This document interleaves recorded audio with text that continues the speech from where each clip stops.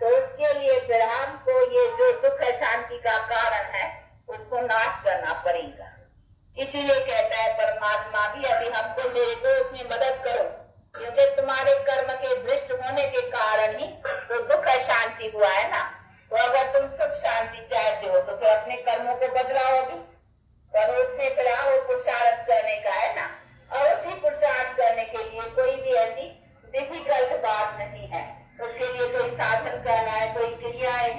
या कोई उसके लिए कुछ ऐसी बातें हैं जो हम कर न पा सके, ऐसी कोई भी बात नहीं है। सिर्फ थोड़ा समझना है कि हम जो भी सारा दिन अपने कर्म करते हैं, उसी कर्मों को 5 विकारों के संग से न करे, उससे अपने को बचाते रहना है। इसीलिए अपने को सच सच वैष्णु रखना है, तो विकारों से वैष्णु रखने का है। वो कई वैष्णु रहते हैं ना, वो समझते हैं वैष्णु कुल के हैं, वो समझते हमारा कोई तो कपड़ा न छुए, हम किसी ऐसा ना हो, या कोई समझते हैं कि हम खान पान के वैष्णु हैं, बस वो तो ठीक।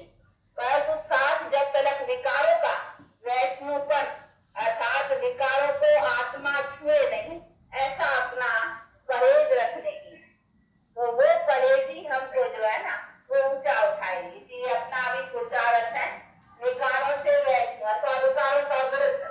वो जो विरुद्ध भी रखते हैं ना, तो हमको सच सच विरुद्ध किसका रखने का है?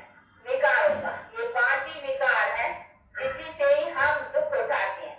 इसीलिए अभी विकारों का विरुद्ध, विकारों से वैष्णु, क्योंकि आत्मा को विकारों ने ही मैला बनाया है।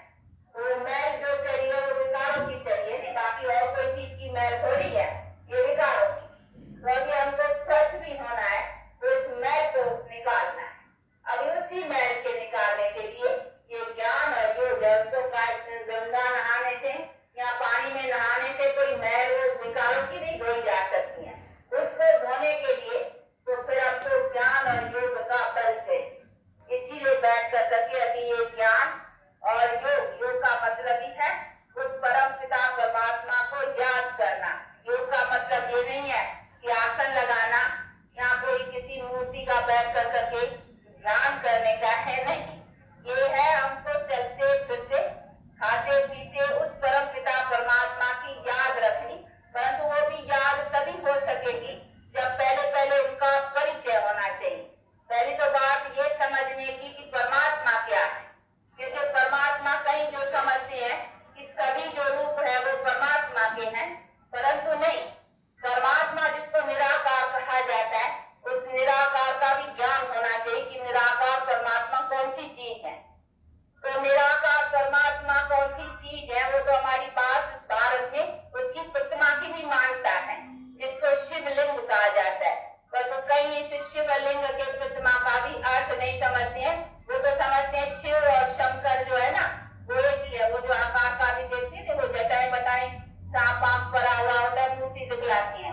पर तो वास्तव का करके परमात्मा जिसको कहा जाता है वो उस निराकार को, जो शिवलिंग की प्रतिमा है।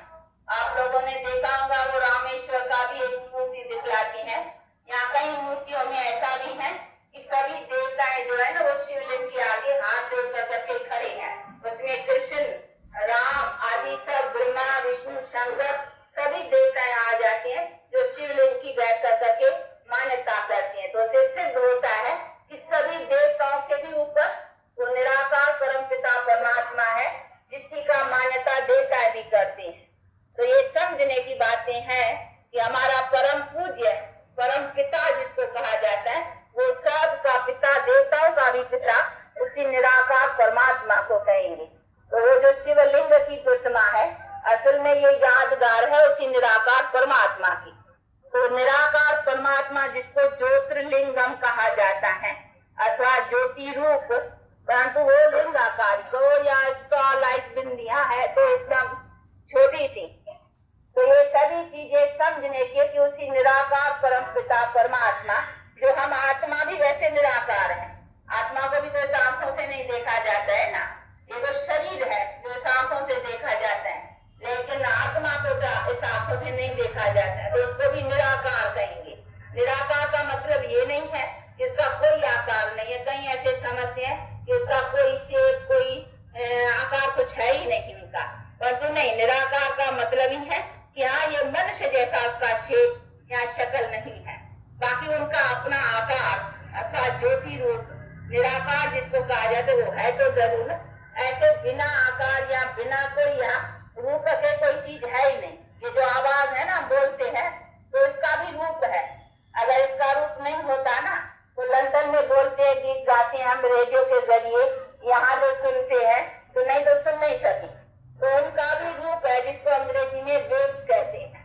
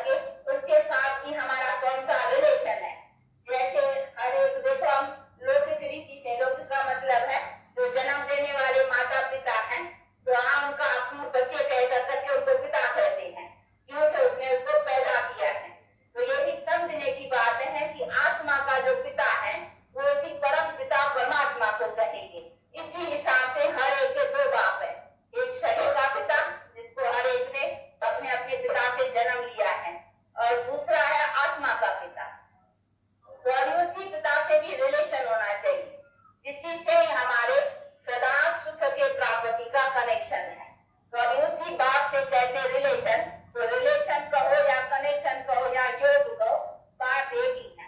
पर तो वो योग कोई ऐसी दूसरी चीज नहीं है, उसको याद रखने का है। इसलिए हम योग अक्षर को निकाल कर करके अगर याद अक्षर कहें तो और अच्छा सिंपल है। नहीं तो योग अक्षर कहीं समझते हैं तो योग शायद कोई आसन लगाना है या कोई ऐसा हठ योग या प्राणायाम या कई ऐसी बातें, क्योंकि योग आश्रम और बहुत योग के नाम पर बहुत स्कूल और ये सभी चीजें खोली हुई है ना, इसीलिए कई समझते हैं तो योग शायद कोई ऐसी बड़ी चीज है। परंतु वास्तव करके योग का मीनिंग है याद, और याद का मतलब ही है जैसे आज देखो कॉमन भी किसी का किसी से लगन होती है, प्रेम होता है, तो देखो वो याद आती है नहीं चीज, तो ये हमको उसको याद रखने का है। चलते फिरते खाते पीते वास्तव करके योग इतनी ही चीज है। याद के लिए क्या बैठ करके कोई आसन थोड़ी ना, किसको याद रखना होता है तो आसन लगा के बैठना थोड़ी होता है, या कोई याद के लिए कोई हठ योग या कोई नहीं। याद जिसकी होती है, जिसके तरफ लगन होती है, काम भी करो लेकिन उसकी लगन उधर चली जाएगी। तो ये है उसको याद रखने की बात, पर वो याद